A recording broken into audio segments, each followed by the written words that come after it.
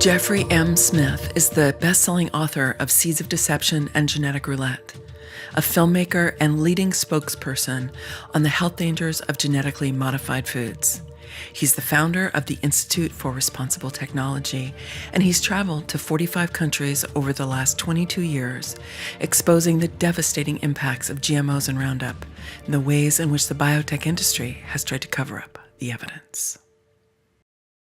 Hi, everyone. My name is Jeffrey Smith. I'm here with Dr. Michelle Perro, a friend of mine and a pediatrician. Welcome, Michelle. Thank you, Jeffrey. Thanks for having me.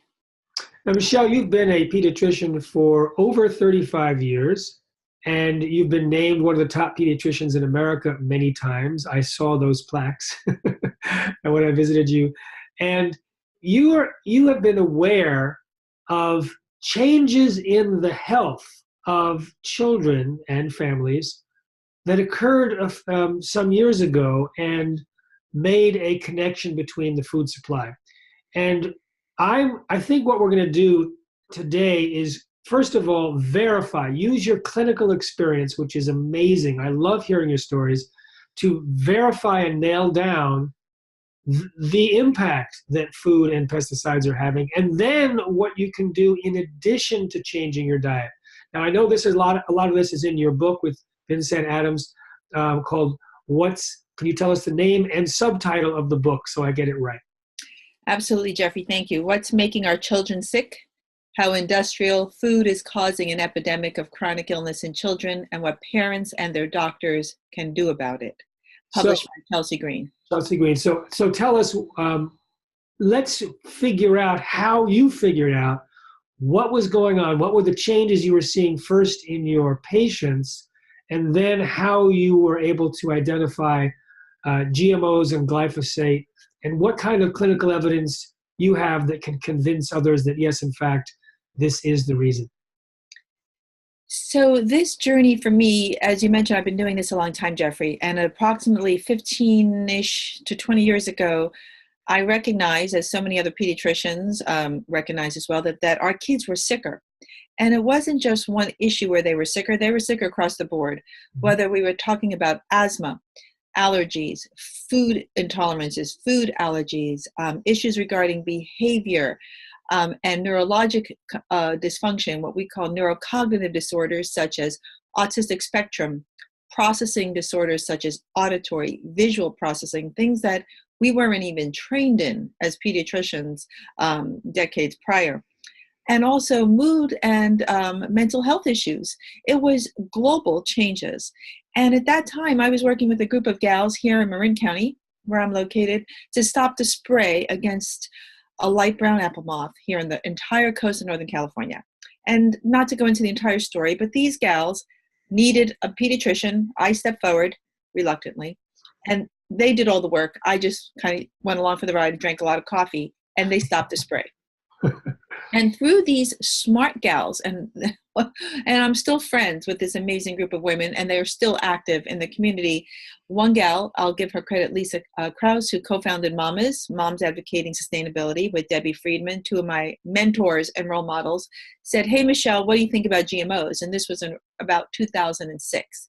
And Jeffrey, I hadn't a thought about GMOs. I'd heard of it. I didn't know anything. I didn't think there was a problem with it. And she said, "You should read Jeffrey Smith's book, Seeds of Deception." Maybe you're familiar with that book. I have some vague knowledge of it. So being a dutiful pediatrician and a good listener, because when smart women speak, I listen. I read your book, and I believe it was on page 16. I read actually, the Genetic Roulette had the picture in it, but go ahead. Oh, well, Genetic Roulette. And I also read that book as well, now having read all your stuff. And I learned about the work of Dr. Arpad Pusztai, and I had never heard of his work before. And when I read his work and saw his lab analysis and his histopathology slides of rat tummies and rat gut, and recognized what I was seeing in children's guts, that is where light bulbs were popping off in my brain, making that connection between what was happening from the new introduction of genetic modification and later their associated pesticides and what was happening in our children's guts. Because in the type of medicine I practice called integrative or functional medicine, much of the root issues of chronic disease starts in the gut. And when I put those pieces together, it literally transformed my way of thinking about health, got me on the path of integrative medicine and gut-focused medicine, but in addition, food-focused medicine. Mm-hmm. And then I started reading, and boy, did my eyes open. Never looked back. So you had these changes in your practice, and I assume that it was changes in many, you were talking to other pediatricians, going to conferences, and so there was a change globally. Am I right? When you say globally, you mean other pediatricians in the United States were seeing the same thing? Unfortunately, not.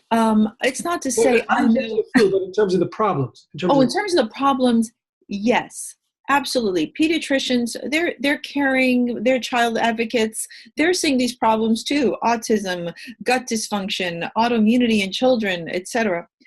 But a lot of them, and my colleagues and great caring pediatricians, are not making this connection and connecting the dots between our food and alteration in food and what Vincent and I call industrial food or modern food and health. And that lack of connection is kind of shocking because we are what we eat. I didn't invent that. I think it was said by Hippocrates. You are what you eat, and let food be thy medicine. And I added, not thy poison. But that, so this is not new stuff. I didn't invent some new stuff here, Jeffrey. And why there is this lack of recognition among my colleagues, I'm not really sure. But let's take a journey for a moment, because I know when you hooked up with Vincent to write the book, she was actually skeptical. And she didn't actually think that there was a strong case for the food. So talk about give the convincing pieces. I know she's now a converted, she's now the choir. So give us the kind of information that she understood and that we need to understand, so that we can take this theory that GMOs messes up the gut. We take this empirical evidence that Arpad Pusztai's rats had potentially precancerous cell growth in their digestive tract, and then you have the messed up guts of the children you're dealing with. But that's a theory, that it's the GMOs. And what gives you the confidence, or what gave her the confidence too?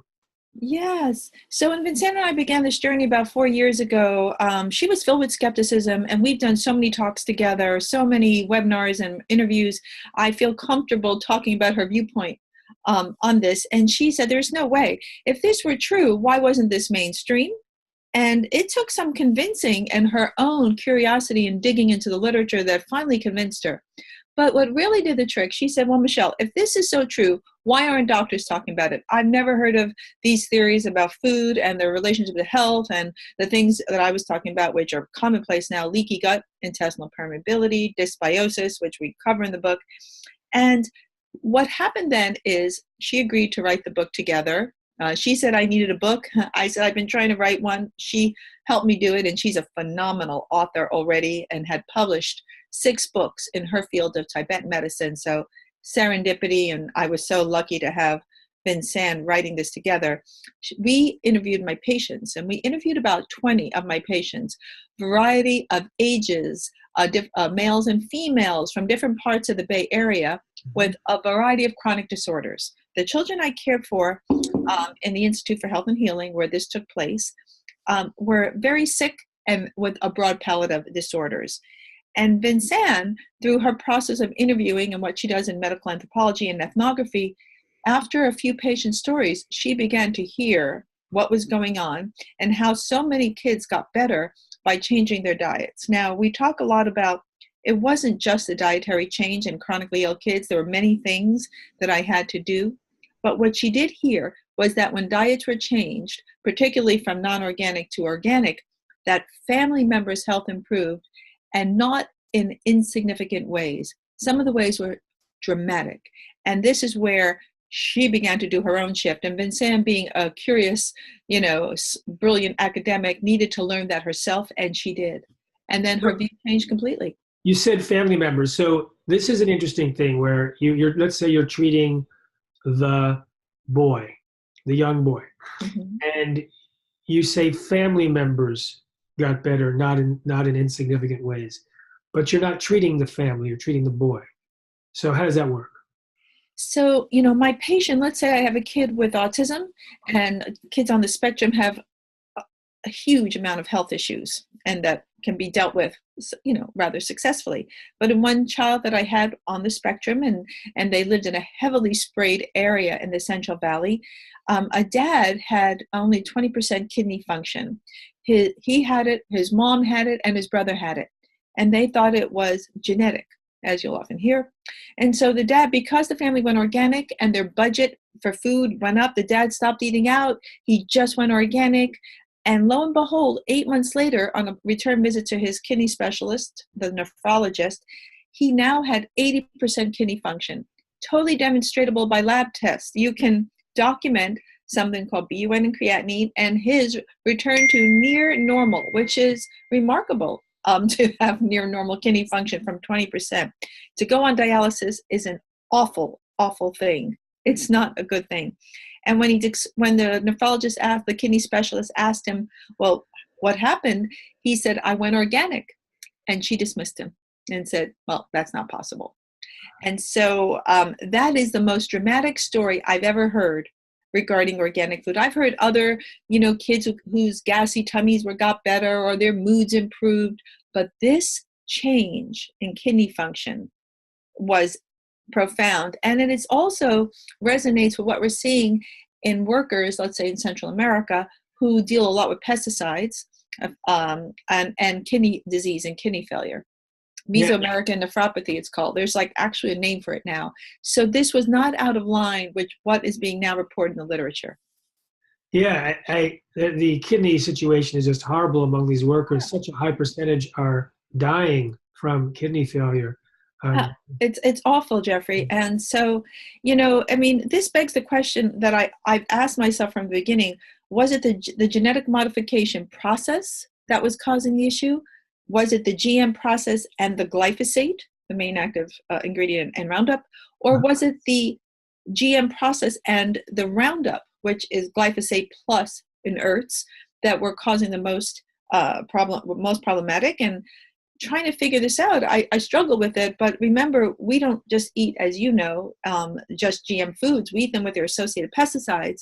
And according to Seralini, Dr. Seralini, who I have tremendous respect for, feels that it's the Roundup with the genetically modified food being most toxic. And I would tend to agree with that clinically. So you mentioned one. I'm just still with the skeptical piece because I want to help the convert the skeptical. You mentioned one family member from this one family, but how confident and how often does it occur that changing the diet will cause changes in health where it's just switching to organic? Are there other family members that are affected? Do you have some kids that all you do is change the diet before you do any other things? Because we're going to get into the other things you do, the supplementation. Yes, of course. Because people want to know how else they can heal their bodies. But let's just, if I say, well, one person got better, that's just an N equals one. But you've seen literally thousands of patients. I have. I've seen a lot of people. How many patients do you put on organic food, and what do you? Yeah. So when I saw this myself, and I have to say, as a Manhattanite New Yorker, I'm filled with skepticism too. I can barely believe it myself. I remember thinking to myself, you've got to be kidding me. I've had a hard time wrapping around this as well. Really? I would see these changes and say, really? It's so it can't be that simple. So I'd have to say I've treated thousands of kids because I am a hands-on frontline clinician. I'm not a bench scientist, Jeffrey. I am a clinician. I take care of people, and that's what I do. And as much as I can, I try to base it on science-based information. And healing people is not always a scientific experiment. It's an art. That's why we call it the art of medicine, just so we know. But I've seen so many kids get better just by changing their diet. For example, a lot of kids have abdominal complaints, whether it's bloating of the tummies, chronic constipation, occasionally diarrhea, more constipated kids than diarrhea. Many now have reflux, where the food comes up into the back of their throat and they swallow it back down. Not a good thing, associated with all kinds of issues.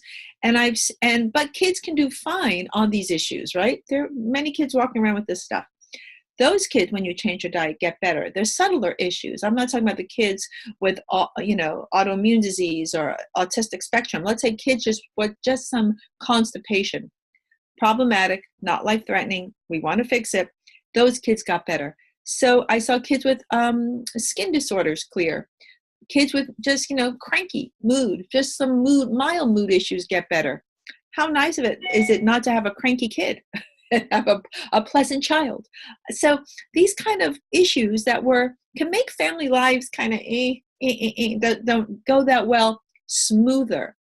And when the family functions smoother, everyone's happier. When kids are sleeping, everybody's happier. So as pediatricians, we're trying to improve all these issues. And what parents often come in for are not the Crohn's disease and the severe asthma. They're coming in for these minor issues because they're problematic. And those things can get better as well. I put 100% of my patients on organic diet. And I often say, do the best you can. And what I ask them to do is take a picture of their cupboard. I want to see what's in their pantry. And it's a journey to start changing the way we eat. It takes some work and it takes effort. But when parents have sick children, they are committed. And I say, don't believe me or don't believe the pediatrician who's naysaying and saying that doc is crazy. Do it yourself. Do it for at least 4 weeks, because some kids, it takes a while to see the improvement, especially kids with leaky gut. And we can talk about that and see what you think. And parents come back and say, wow, kid's better. Now, I was talking to someone who stood up at a conference I was giving in MIT.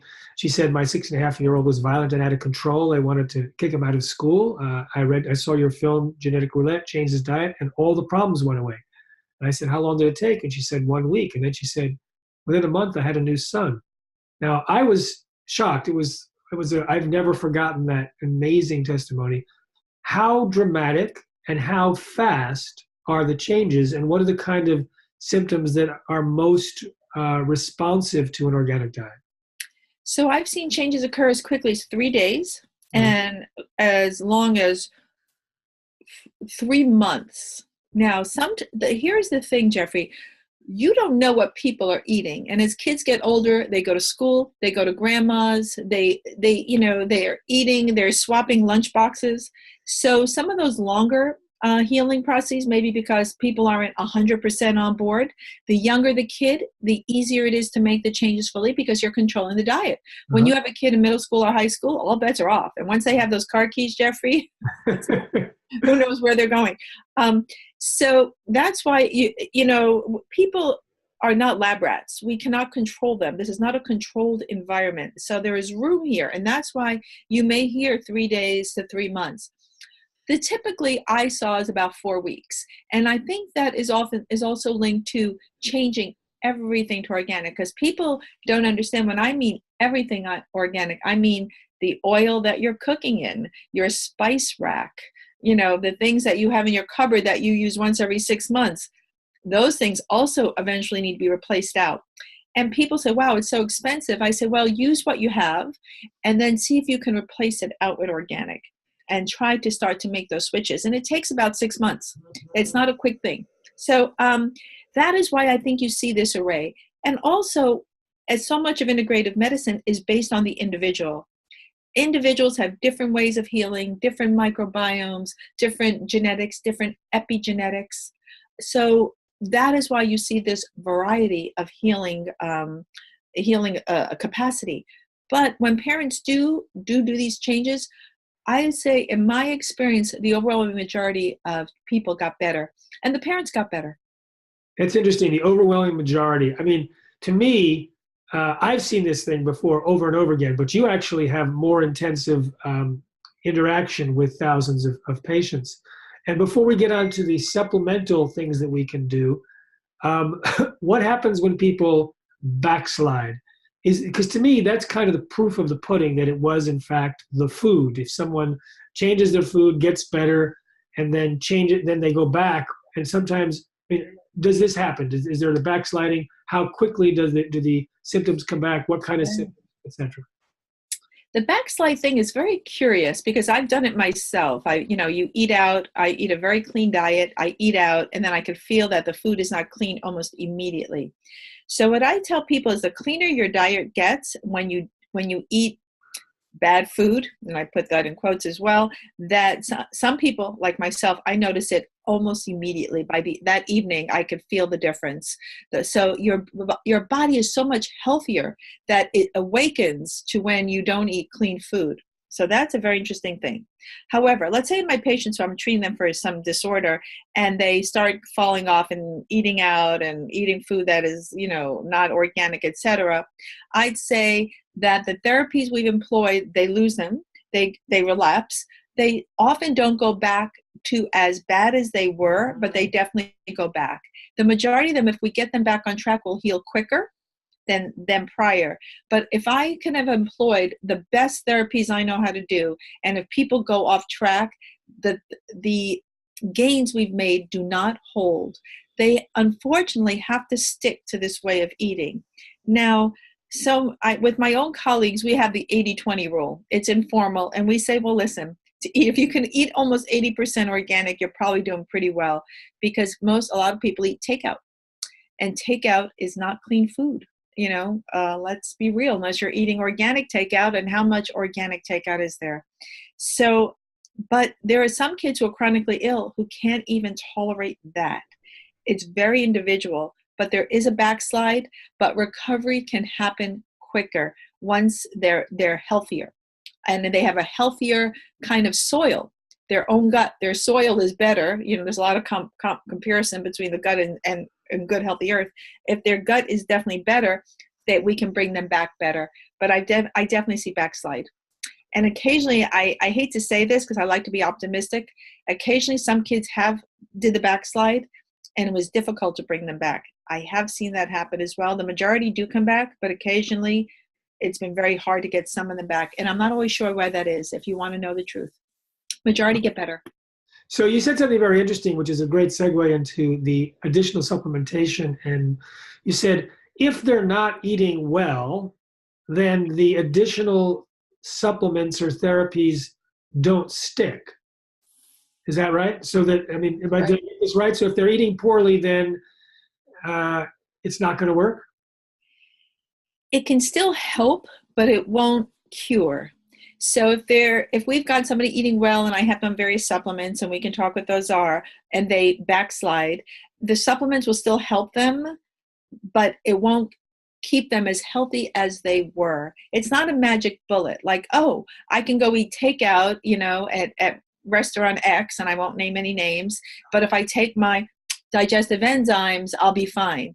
It's not like that. Those Alka-Seltzer commercials, you can eat that spicy meatball, then take an Alka-Seltzer. That's aging us, but yes, I do remember. I love that commercial, but I know I was a TV generation kid, so a lot of TV. But I try not to do that, but I will do that if people are going out and saying, I need a little something to help me through this meal that's not organic. We have some tricks of the trade that we can use. We're not looking for perfection here, Jeffrey. There's life, there's grandma's house, there's a wedding. So people need to be able to do that. Who wants to live so confined and restricted and so neurotic about food? If I've created a host of neurotic families, what have I really done? So that's not the goal. We have a trajectory of good eating, and that's what we're shooting for, not perfection. All right, now that people will realize that the supplementation suggestions that you're about to make are in the context of good eating, then I could say, okay, now we can tell them. So obviously you do intakes and you do labs and you follow people closely. Can you give us general guidelines? Obviously there's things that are very specific to particular conditions, but if we're talking about healing from the impacts of GMOs and Roundup, what would you suggest would be the most important additional things that people can do for their health? So, as we've been mentioning, it really depends where you are on the spectrum. Are you pretty well with some mild, issues, or do you have a severe disorder such as an autoimmune disorder or unfortunately cancer? So right? So let's just talk generalities here and not talk about if you've got autoimmune disease or something more severe. So the generalities I say is, well, again, we start with organic food. That's a no-brainer. And as farm to table as you can, as from a good farmer as you can, that's where we start. And and cleaning out the entire cupboard, your spice rack, as I mentioned, your oils, your butter, all that stuff as we ship to organic. I also ask people to use a water filter that filters out for pesticides. It's hard to get your water tested to see if there's pesticides in your water. Some counties do it, some don't, and then you can pay for a water test. I had ours tested, for example, to see. And even some simple water filters will filter out pesticides, and you have to check and read the label. And so that's an important part of the equation. So then I start with most people now have two conditions, leaky gut and dysbiosis. Their guts are porous and they're not as tight, the junctions that line their intestinal lining. And so things are crossing over which shouldn't be. Foods are incompletely broken down, such as gluten and dairy, and other things are crossing past, such as microbes, different toxins, and toxicants, such as plastics, solvents, etc. And this is causing your immune system to react and cause something called low-grade chronic inflammation, which can be a precursor to autoimmunity and other disorders later. So we're trying to decrease the inflammation and repair that leaky gut. If somebody has very mild symptoms, or God forbid, what about healthy? Well, you mentioned dysbiosis. Just explain what dysbiosis is. Absolutely. So we all are a symbiotic with our microbes. We have microbes covering our corneas, our mouths, our tushies, and they are various communities that we live in symbiosis with. And these microbes are crucial part of our health. And we are about 1 to 10 human to microbial organisms. And some of us, it's 1 to 1. It's varied. It's, again, very individual. Sure. But so most of us are mostly microbial in origin. And these microbes that we acquire through mom when we pass through the birth canal, and just let's think about C-sections, cesarean sections for a minute, they are the first line of defense because they talk to the baby's thymus, which is a gland that sits behind the sternum that's responsible for immunity, to begin something called innate immunity, one aspect of our immune systems. We have adaptive and innate immunity. And so those microbes, very important, are also responsible for production of certain vitamins, like vitamin K. They are our first line of detoxification, and so they play a huge part. When they are affected either by a C-section, bottle feeding with formulas, certain formulas, or antimicrobials, right? Many kids in the first year of life are getting a lot of antibiotics, or the antimicrobials in food, right? If you eat not organic, there are antimicrobials in the food. That the microbiome changes, and it could lead to an imbalanced microbiome, and we call that dysbiosis. We know that the beneficial bacteria, as they go down, and they're very sensitive, the bacteria that aren't so good can grow because they all kind of live in a balance, and specific bacteria are now linked to specific diseases. We are now seeing which microbes can lead to which disease. It's becoming, the research on the microbiome is exploding. So keeping your microbiome healthy and happy is a key part of health. Love your microbiome is what I tell patients. And you have to feed your microbiome. They like certain foods, like fiber, like veggies. Eat your veggies, grandma's right. So that's a kind of very quick overview of the microbiome.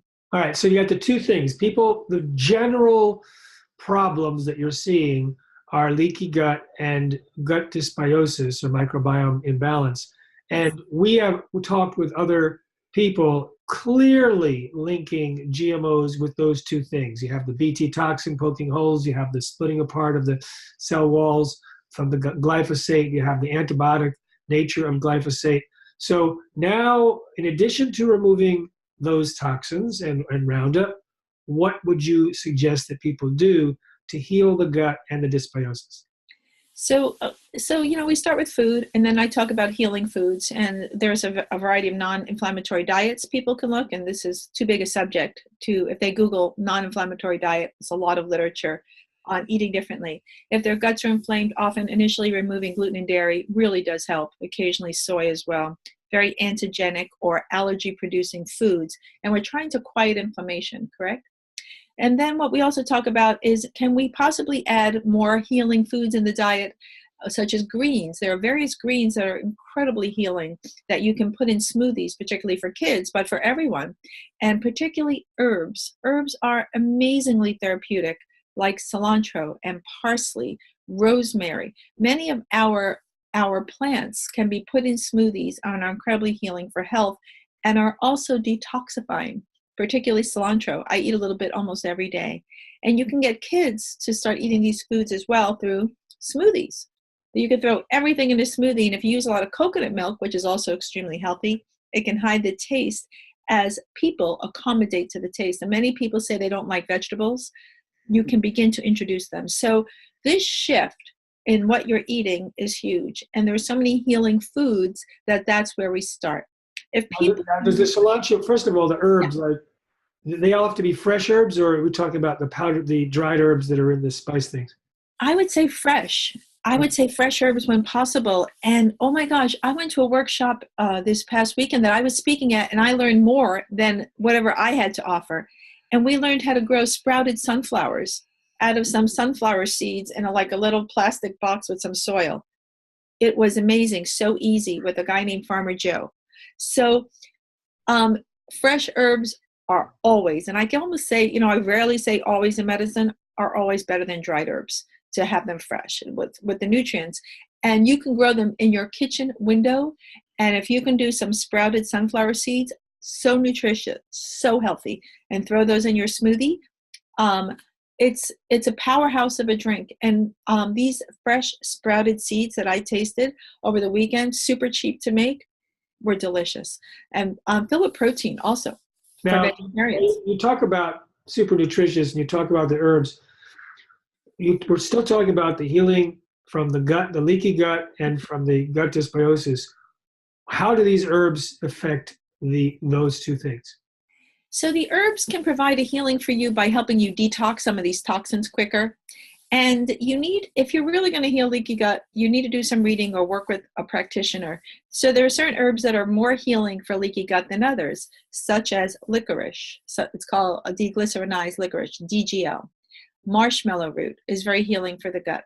So there is some slippery elm, another herb that's very healing for the gut. And if you go into a health food store and you see some various gut healing formulas with those herbs, they can really help heal your gut inflammation.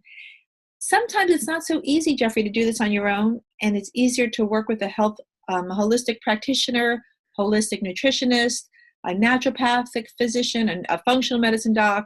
A lot of chiropractors do this.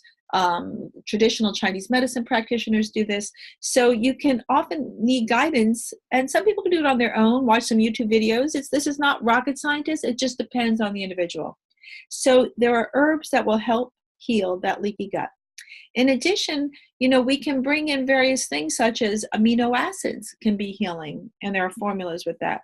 We can bring in colostrum, which can be healing for the gut. And also, occasionally in children and adults, I bring in digestive enzymes to help support breakdown of food to heal the leaky gut.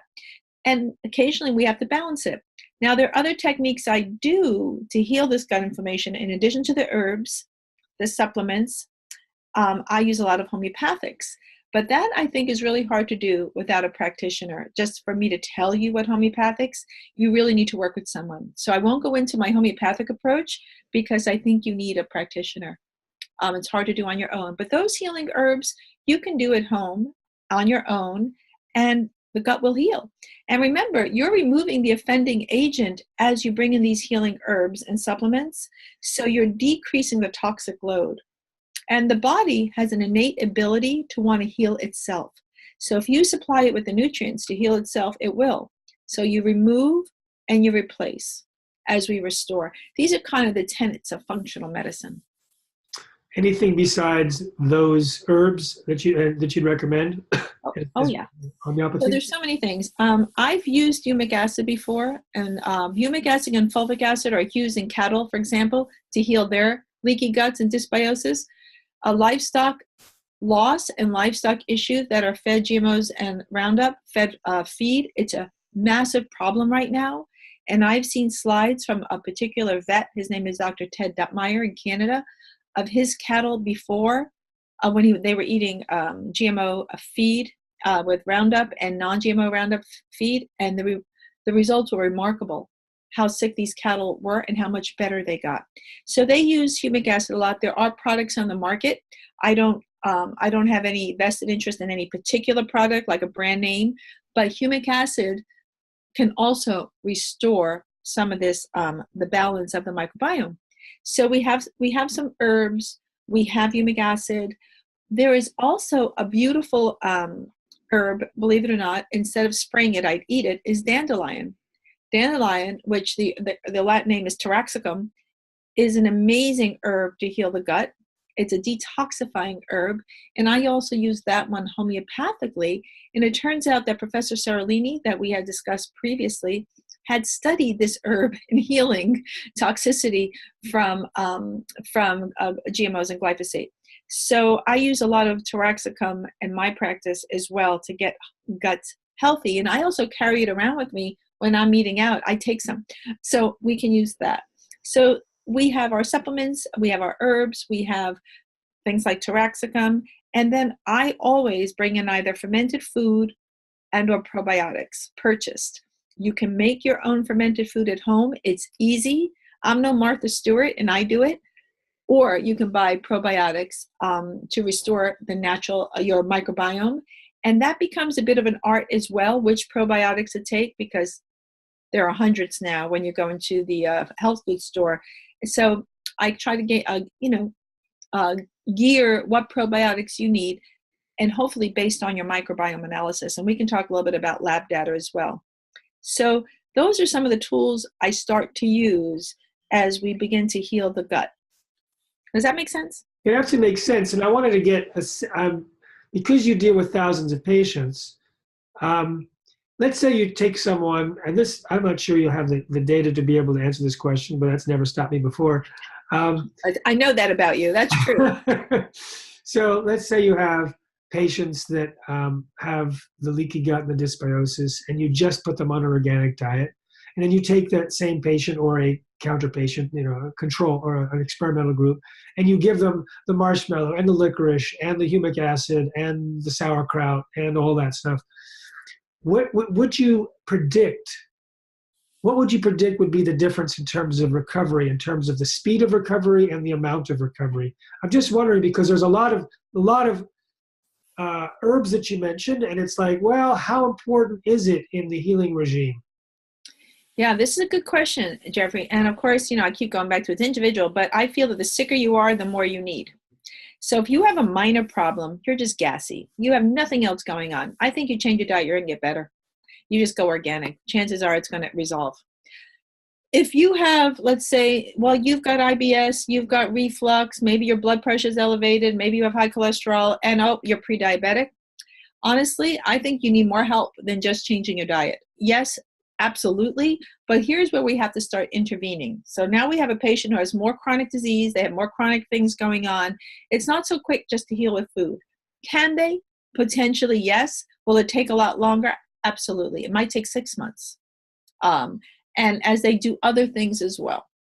But so now, 20 years ago, I did not say this. I evolved in my own practice. The way I practice today is not how I practiced 20 or 10 years ago. Because as we change and the literature is changing and our food is changing, I must change to match what's happening out in this bigger world. So we've changed. So now most of my patients are on supplements. And I know they're expensive. And I don't want to replace excellent food. I think many of my patients need more support. I have most of my patients who are doing well now, at least on a multivitamin, hopefully food-based, and a probiotic, or they make their own fermented food at home, or a probiotic purchased. That is kind of a baseline now. And I didn't say that even 10 years ago, that I do say it now, because I feel our food is so contaminated and we're all 100% exposed that we all need increased support. That's how I'm feeling now based on my clinical experience. And, GMOs and Roundup may be the motivator for that, because you end up with the chelation of the minerals by Roundup, by Yes. glyphosate, so that the minerals aren't there. You end up with the dysbiosis, which can affect the production of the B vitamins, the vitamin K in the bacteria, in the gut bacteria. And then you have the antibiotic in general needing the probiotics. So what you described, the multivitamins and the probiotics, or the fermented vegetables, is absolutely a counteraction to the metabolic pathways and the damage that occurs as a result of GMOs and Roundup. And it's interesting that you mentioned humic acid and fermented vegetables, because Monica Kruger used humic acid and kraut juice Yes. to treat cows. Yes. It was so fun to look at peer-reviewed published literature using the word kraut juice. But that's what Dr. Duntmeyer did also. He was saying that with his own cows, he was using humic acid, fulvic acid, and sauerkraut juice. And this is their cocktail. And even in horses as well. And horses respond to homeopathic beautifully. So if it's happening, if it works in livestock, we are linked, Jeffrey. It's not like we are not linked with the rest of this web. It works on us too. And I have conversations with vets. I never thought that would be happening before, where we're exchanging information on what works and how to weave in therapy. Sometimes when you're really sick, you cannot blast somebody with all these healthy therapeutics. You need to kind of weave them in, because they've been so sick for so long, they can't handle the barrage of treatment. So sometimes you have to be gentle. You just start with a dietary change. And let's say removing offensive inflammatory foods, like we had mentioned, gluten and dairy, for example. And then you bring in some probiotics, see how they handle that. Well, then you might need to bring in some herbs, let's say some marshmallow or some licorice. We handle that. I might bring in some remedies, see how they handle that. Maybe their food is coming out formed in their poop, right? Undigested food. I might bring in some digestive enzymes, see how they handle that. There's an art to it. You just don't barrage someone with treatments. And my goal is not to support the green pharmacy movement. That's not my goal. My goal is to get patients better as quickly and as cost effectively as I can. What am I doing if I bankrupt families, with all the supplements? That to me makes no sense. So I try to use the right food, and when we can't, we supplement. And you're absolutely right. Between the chelating effects of glyphosate, how much it's doing that, the antimicrobial, the detoxification that it's inhibiting, they need all this to kind of recover, and on an ongoing basis. What we don't know is there are some of us who can tolerate probably more GMOs and glyphosate than others. So some of us might be able to eat a few meals, and we're fine. And some people just get a little bit and they're off. There's a range of sensitivity, and people need to start figuring out where they fall in the spectrum. Often parents know, like they might have one kid, oh, that's my sensitive one. She just eats one meal that's off and she's down the count out for a week. So it's very variable. So we treat the person, and you have to listen when you take your history where they are. I like to do a food diary. I mean, it's as simple as that, taking a food history. Interesting. One of the things that I recommend to people is when they switch to organic, do a diary, not only of the food, but also energy level, whether you're anxious or depressed, and every one of your symptoms rated 1 to 10, and see how that changes over time for at least 4 weeks, to see, so that people can have the proof. Because I know a lot of people, they'll change their diet, they'll feel better, but they won't necessarily put those together. Yeah. And they'll forget that was actually the cause, because they're not trained to look at their energy level, mood, behavior, and symptoms related to the food that they eat. And also improvements can happen over days later. It's not like you stop this food and you're better in an hour. You might not see the change for 3 or 4 days, and you forgot what you did 3 or 4 days ago. So the improvements can happen low grade and long term. And so you're absolutely right. You want to track it over long term. But if you've made no other changes other than your food, then it has to be linked to the food. And also, I do lab testing. I like lab data when I can get it. And you see improvements not only in the patient's health, but their laboratory values improve as well. You can test them, and you see that their labs, their numbers get better. So, a lot of people want scientific evidence. Clinically feeling better is kind of what we're shooting for, but they want to see that data. I'm happy to provide it. And you see their microbiome is healthier, more robust. Their nutrient levels are better, vitamin D levels, magnesium, zinc, their ferritin, their iron binding comes up. You see improvements, and that is something that we can use as scientific parameters of healing as well. And dads often want to see that data. I'm not going to get into the male-female thing, but people want numbers. They want real data, not just that somebody feels better, which is good enough for me, but I will get the data. Very good. Yeah. Now, we've got an understanding that it is food that's driving a lot of these problems, especially with children that you're seeing, that it is food that can turn people around in terms of their health. There's supplementation in terms of herbs. There's homeopathy. And when people are very sick, then there's a whole bunch of things that we can't talk about because it gets too individualized.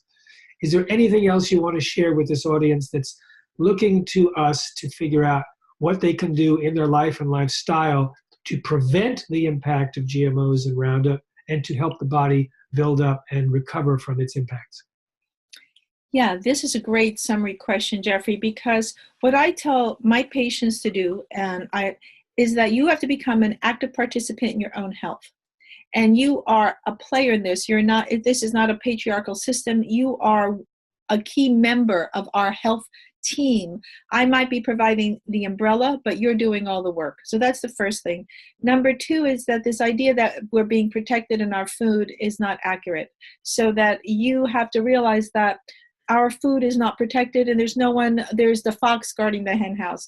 There's no agency overlooking the protection of quality food. So get rid of that idea out.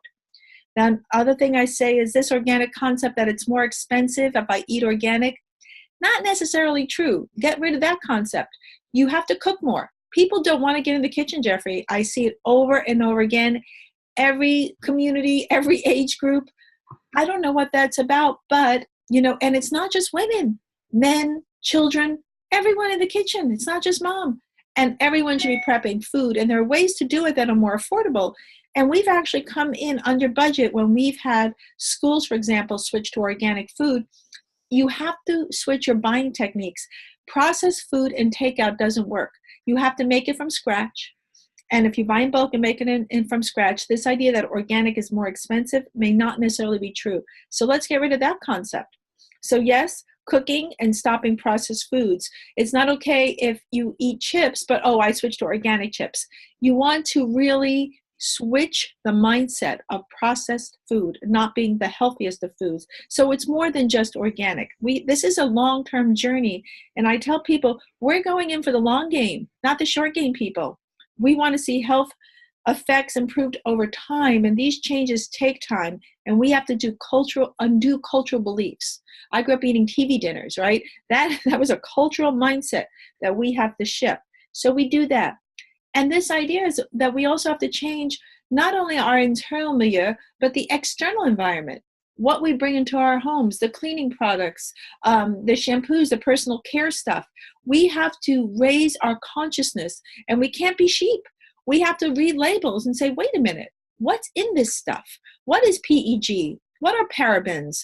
Propylene glycol. My son came home with a muscle builder, and I looked at the ingredients, and it's got propylene glycol in it. I'm like, honey, not good, no bueno. Let's get rid of this stuff. So we have to be cognizant in all areas of our lives on what we do to improve internally and externally, and then make these changes at home. Make them with your extended families and your friends. Make them at your school. Become that parent. Why aren't you that parent saying, the hell are you spraying on my kid? And then become the bigger activist. You have this great stuff on your website. People say, I don't know what I can do. Well, actually, look at Jeffrey's website. You can see what you can do. So this idea that we can't make change is inaccurate, and we have to let it go. We have to empower ourselves, and we have the tools. I love the balance of what you did. In the one hand, earlier on, you were saying, just, a little bit here and a little bit there, and take a picture of the cupboard and watch it change. And 6 months later, the cupboard will be different. And 4 weeks later, you're starting to feel better. And now it's like, and by the way, everything you do is wrong. No, everything. I've been in Sacramento a lot lately, and we're trying to get this legislation passed to ban pesticides in schools. And you think that this would be like a no-brainer that kids shouldn't be sprayed with toxic chemicals where they're in school 6 or 8 hours a day. And to do this is like moving the mountain. And I'm thinking, you know, we need as parents to let our legislators know it has to happen at a big level. And it really behooves all of us, especially in this current climate, that we all need to become activists at some level. And even if you're just an activist for your own child, or how about your own dog? Even if you're just an activist at that level, that's good. And the more that you can do is better. And Jeffrey, one thing I say is, I didn't start out this way. I'm a Western trained, physician. That these groups of individuals that I've met who have changed my life so profoundly have also become some of my best friends. So it has not only become an area of change in my healthcare practice for myself, my own family, but I have a community of people that we share like-mindedness, that you don't feel isolated and you're not that parent where you get the eye roll, that parent. That there is a community of us that are growing and that we have support and these incredible friendships with each other. If there is a possibility that we could have fun as we do this, you make new friends, and that there shouldn't be a struggle, but oh my gosh, this could almost be fun. Because if we lose the joy and we're stressed out about it, I've done nothing, Jeffrey. So we need to continue to decrease our stress level and find joy and community on this journey, and consider it as a healing journey. And I like to look at it that way. We're not making an abrupt change. We're on kind of a trajectory of healing. And that's how I like to look at it, and have some fun as we go along. That's fantastic. As a full-time activist, educator, and advocate, I love this message, because it certainly, it not only creates a sense of community, but as you know, when you start acting for the world, when you start acting for the community, when you start protecting large numbers or seeking to, it elevates the heart, it elevates the mind, and it actually is deeply fulfilling and rewarding. And it takes what may be a life and brings it to a life, a much bigger perspective. And I've seen that over and over again, training activists and working on this for 22 years. It's an amazing technique. And thank you for bringing that up. It's something that I think has been missing in our discussions, and it's really a wonderful, excellent way to heal, not just individually, but to help the planet heal from GMOs and Roundup. Thank you so much.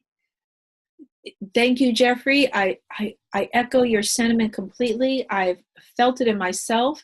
When I think about, oh my gosh, I can't do this one more time, but I think absolutely, because I get way more back than what I give out, and that my own evolution as a human soul has been elevated for doing for the greater good. The best thing, healing I've received personally, is doing for the greater good. And people, I agree with you, moms have reported, gee, I got involved with the PTA, I'm doing better, I feel better. That social giving and altruism has been found one of the key links to good health. Beautiful. And I'll take it, well, let's end there with that inspiration for people to take charge of their life and their world. Thank you so much. You're welcome, Jeffrey. Thank you. All right, safe eating, everyone. We know our experts are sharing a lot of vital information with you. Don't worry about capturing it all. You can rewatch or re-listen as often as you want to, or share with your friends and family when you invest in one of our affordable educational packages. When you do, you'll receive the video and audio recordings and the transcripts, plus a list of each expert's recommendations to refer to. In addition, when you choose the Platinum Edition for just $97, you will also receive discounts of up to $350 to $750 on supplements, books, and programs offered by our speakers. Simply click the link below to learn more and to purchase.